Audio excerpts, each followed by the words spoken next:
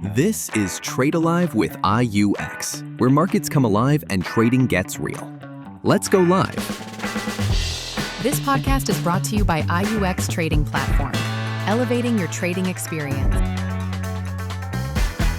Welcome to the Deep Dive, and a special welcome to Trader's Journey, powered by IUX Education. Today, we're really digging into a body of work that goes way beyond just surface-level charts and indicators. We're exploring the world of Carmine Rosato. Now, he's maybe less known for those flashy, get-rich-quick approaches, and more for a really grounded philosophy. Our main goal today, to unpack what trading with mental clarity actually means. Okay, let's unpack this. What if your biggest edge, the most consistent one, isn't some secret algorithm, but just your ability to think clearly, especially when things get tense? It's such a key question because, what we see time and again is traders focusing almost entirely on the news, the indicators, the next big strategy. Right. And they completely miss the how of their own mind. Carmine Rosato's journey, it completely flips that script. He really shows that, technicals matter, but that internal mastery, that's the foundation. Absolutely essential. His story really drives that home. It does. And our mission here is to pull out those actionable insights from Carmine's experience so you can see how they might fit into your own trading. So Carmine's start, it's actually really relatable. He didn't come from, some fancy background or Wall Street dynasty. Yeah. Like a lot of people. He got into trading out of curiosity, maybe ambition. Pretty common entry point. Exactly. Yeah. But those early days, a real struggle. He was chasing markets, listening to tips, letting fear and greed take the wheel. And that led to some pretty painful losses, as you'd expect. He wasn't immune to those early mistakes at all. And that's where, if we connect this to the bigger picture, that's almost a universal starting point for serious traders, isn't it? So many fall into that trap of thinking, the next indicator, the perfect entry, that'll be the magic bullet. Yeah, the external fix. Right. It was his mindset. That shift from focusing outward to looking inward, that's profound. Maybe think about it for yourself for a second. In your own life, trading or not, have there been times when your internal state, not the external situation, was the real blocker? That's such a critical question, because Carmine definitely wrestled with those internal challenges, things that honestly so many traders face. Yeah. We're talking the classics. Overtrading, that feeling you have to be in a trade, can't sit still. Itchy trigger finger. Totally. And emotional trading, like revenge trading after a loss, trying to get it back. Or that huge one, FOMO, fear of missing out when something's running. Oh yeah, FOMO's a big one. And all of this just leads to massive stress, burnout, no balance.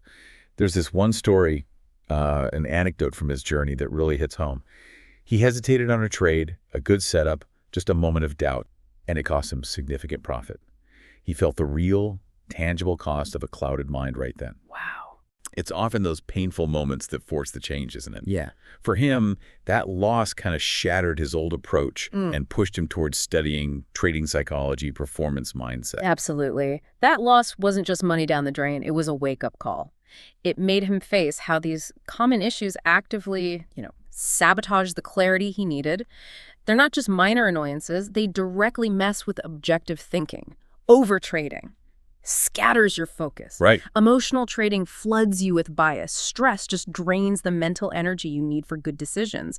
And what's really key here is that Carmine didn't just say, okay, I'll try not to do that. Willpower wasn't enough. No. He fundamentally changed his whole approach. He asked, how do I systematically build mental clarity into my trading process? It wasn't about resisting impulses. It was about creating a structure for clarity. Okay, so we get the turning point. But the big question is how?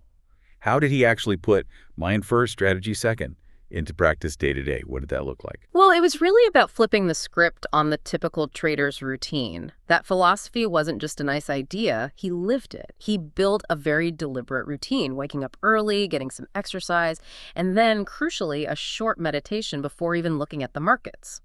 Interesting. Like priming the mind first. Exactly. Hitting the mental reset button before hitting execute.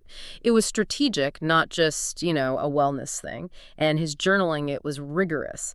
But, and this is important, it wasn't just trade logs. He wrote down his emotions, his thoughts, the internal chatter around each trade. So self-observation. Yes. Like holding up an objective mirror. It helped him spot his own biases, his personal patterns, things he might not have noticed otherwise. So it was less about what he traded and more about how he was thinking and feeling when he did it. Precisely. And that flowed right into his strategy. He kept it simple. That was his mantra. He actively avoided too many indicators, complex setups. He only took trades where he felt genuinely clear and confident. So focusing on quality over quantity. Definitely. He mainly used clean technical analysis, things like solid support and resistance, basic momentum signals, and importantly, he leaned towards swing trading. Holding trades for days or weeks, right? Not scalping. Exactly. Not the super fast-paced stuff. That longer time frame gave him crucial processing time for clarity to actually develop before he pulled the trigger, instead of making rushed calls. And his risk management was crystal clear, too. Know your maximum potential loss before you even think about entering.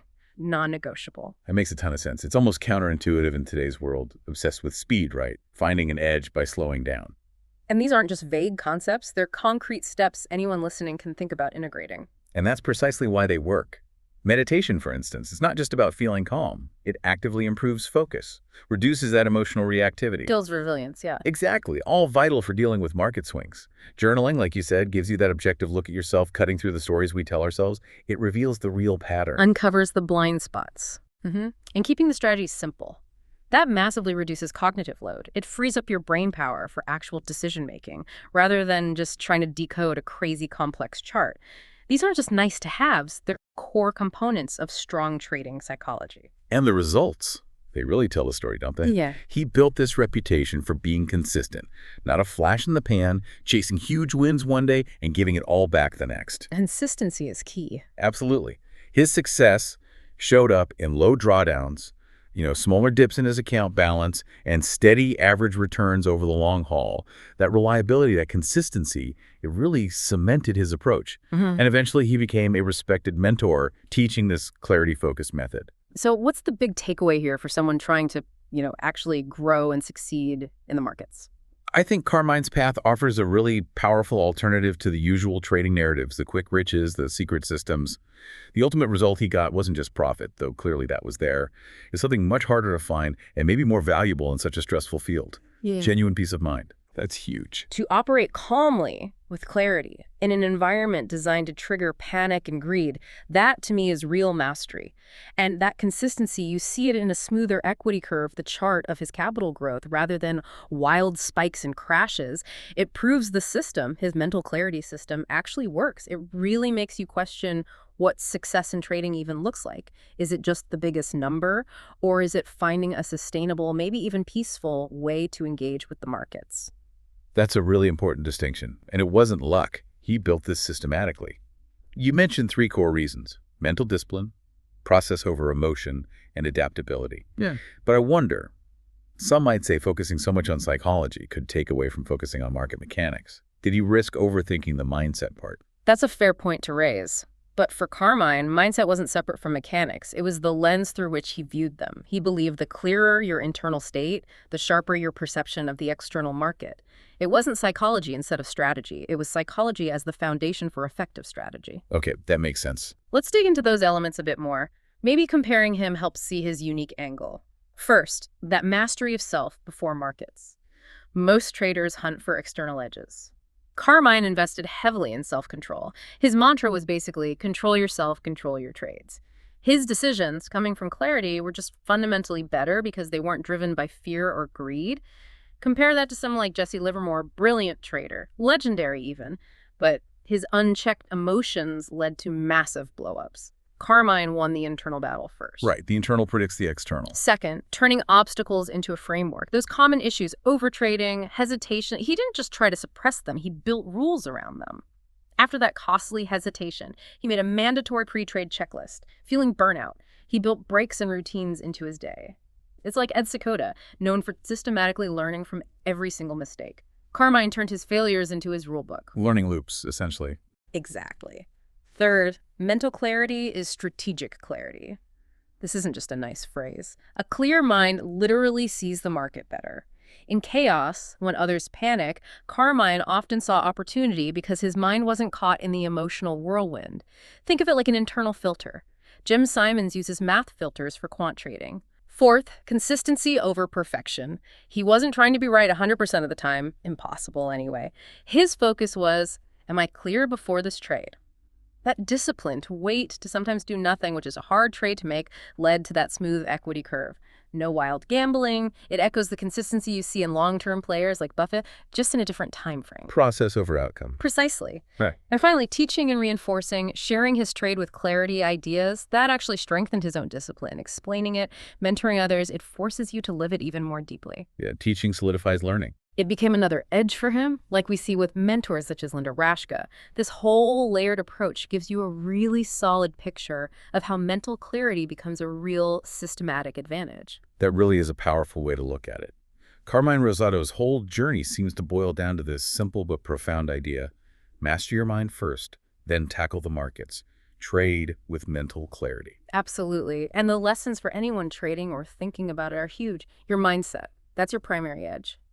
Without clarity, the best strategy can still fail.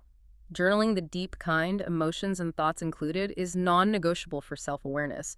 You have to know your own patterns. Know thyself. Right. And remember, sometimes the best action is inaction. Waiting for clarity saves capital and prevents disaster. What really sets Carmine apart, I think, is that intense focus on internal clarity, rather than just trying to predict the external market moves. Totally agree.